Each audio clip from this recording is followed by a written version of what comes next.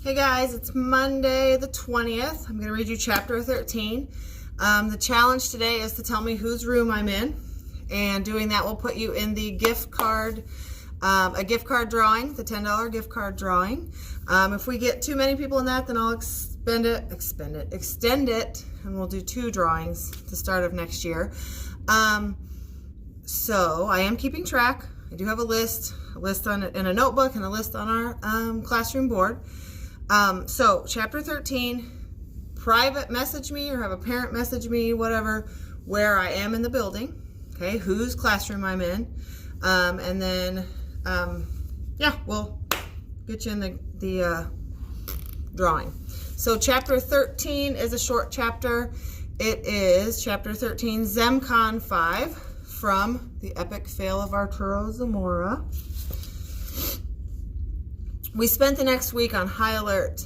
Everyone worked harder to make the best possible impression on guests.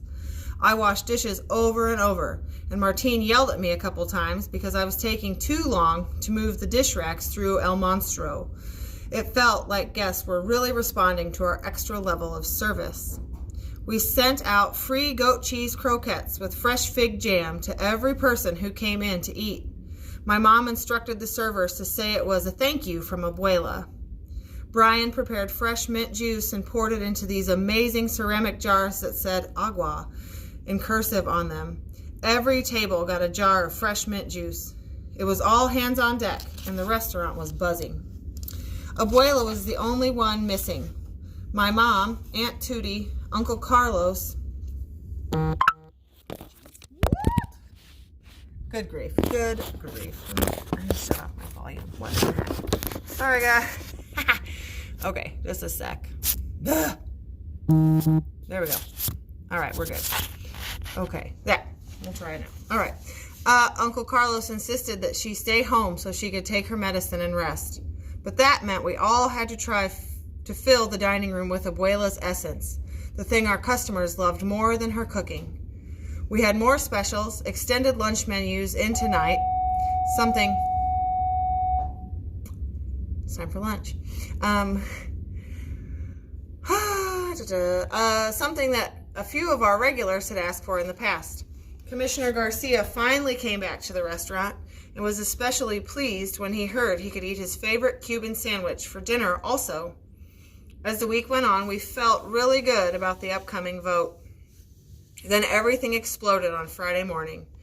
Aunt Tootie was in a total panic. She paced up and down the restaurant, a newspaper in her hand, ignoring all the guests waiting to be seated for lunch. Look at this! Look at this! Aunt Tootie practically crammed the Tropical Tribune into my mom's face. My mom's eyes bounced left to right as she read, and after a minute her eyes stopped cold on Aunt Tootie's face. In that moment you could tell she was freaked out. That expression was quickly replaced by what looked like a totally fake calm. Tootie, right now you need to do your job and not get hysterical. Hist! Yes, Tootie, hysterical. Take control and go do your job. We are going to figure this out after lunch. Keep it together.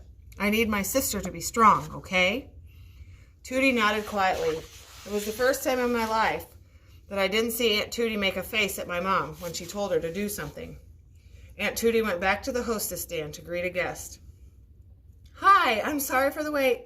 Come, let me get you a perfect table. Aunt Tootie grabbed 2 menus and walked a couple I didn't recognize over to a table by the window. They looked at La Cocina like it was the first time they had ever been there. Maybe they had just moved into the neighborhood? Aunt Tootie returned to the hostess stand and took out her phone, texting a million miles an hour. Her lips were pressed tight together as she stared at her screen. When the door opened, she looked up, and the huge smile returned to her face as she seated another guest. Aunt Tootie really was trying her best to be strong. But why did Mom need that?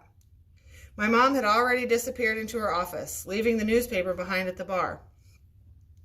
I thought the coast was clear when I grabbed it, but Martine shot me a dirty look and barked at me to get back to work. I quickly scanned the page. There wasn't an article, just what looked like a half-page ad. People Place celebrates the community with El Festival de Estrellas, free food, dancing, and gifts for residents. Just the first of many community events courtesy of Peepo Place. Wilfredo Peepo Land Holdings, LLC. Saturday, 11 a.m. to 8 p.m. on the corner of Main Street. Nos vemos. Wilfredo Peepo is throwing a festival to promote Peepo Place, I said, showing Martine. The city votes in 2 weeks. Martine was quiet for a moment before throwing the paper into the garbage and yelling at me to get back to work. I fastened my apron angrily. Working with Martine was like trying to corral a stubborn water buffalo. Impossible. He checked his phone and must have seen the million messages Tootie had sent to the group chat about the festival, because his face suddenly scrunched up and he kicked over the garbage can. He said Wilfredo's name and then a really bad word I can't repeat. This was going to be a fun shift. My head pounded as I hung up my apron. As it turns out, when Martine was truly mad, everything I'd seen up to that point was him being cheery. He liked to blast death metal in the kitchen. I had a clear shot to the front door and bolted before anyone could stop me to talk.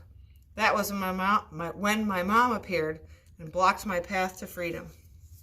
Come with me, she said, taking off her chef's coat and La Cocina de Isla baseball cap.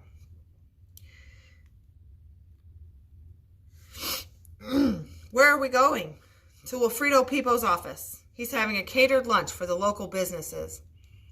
Were we invited? I asked, following my mom outside. No, she said, moving quickly from the back alley to Main Street. I didn't know what to say, so I just nodded and followed her. Banners hung from the ceiling at Wilfredo's office, and people swatted playfully at gold and silver balloons tied to their chairs. I scanned the room for the model of the town, but it was replaced with a Photoshop image on the wall of Peepo Place. The model of the town isn't here anymore, I said. It used to be by the window. Dulce Dominguez, the lady who owned 2 Scoops, munched on a crostini that looked like it had red caviar on it. Mr. Michaels suspiciously eyed a meatball and decided he wouldn't try it. Chuchi Flores, who owned the boutique clothing shop down the block, sipped on sparkling red juice while she spoke excitedly with Estelle Anderson, who owned the antique store next to Chuchi's. The festival should bring lots of people this weekend, said Estelle. I told my staff to be ready. It's delightful for the community, said Chuchi, taking a long sip from her champagne flute. And for the local businesses, said Wilfredo Peepo. He emerged from behind a door, wearing a bright blue suit with a pink shirt and sunglasses. Oh, it's La Cocina's mother and son. How nice of you to stop by our little gathering. Wilfredo smiled brightly as he walked toward us. We didn't seem to get an invitation, my mom said, fake smiling. Funny, it was for all the local businesses in the neighborhood. I'll have my assistant look into it. Well, we're here now, my mom said. I hope the restaurant is able to run without its star chef. Wilfredo made a point to talk loudly so everyone heard him. The restaurant runs perfectly well, even when I'm not there, my mom said, not taking her eyes off Wilfredo. Excellent, Wilfredo said, handing my mom a champagne flute. Then let's toast to new beginnings. My mom took the flute, and the other business owners watched carefully. She smiled and raised her glass high. To the businesses of this community, she said, thank you for making Canal Grove what it is. Hear, hear, declared Mr. Michaels, and to La Cocina for being the foundation. Soon the rest of the room followed. Wilfredo raised his glass and quickly took a gulp of his drink. Let's have the raffle drawing. We're giving away an all-expenses-paid weekend getaway to the Caribbean for 2. He moved around the room, holding a bowl full of business cards.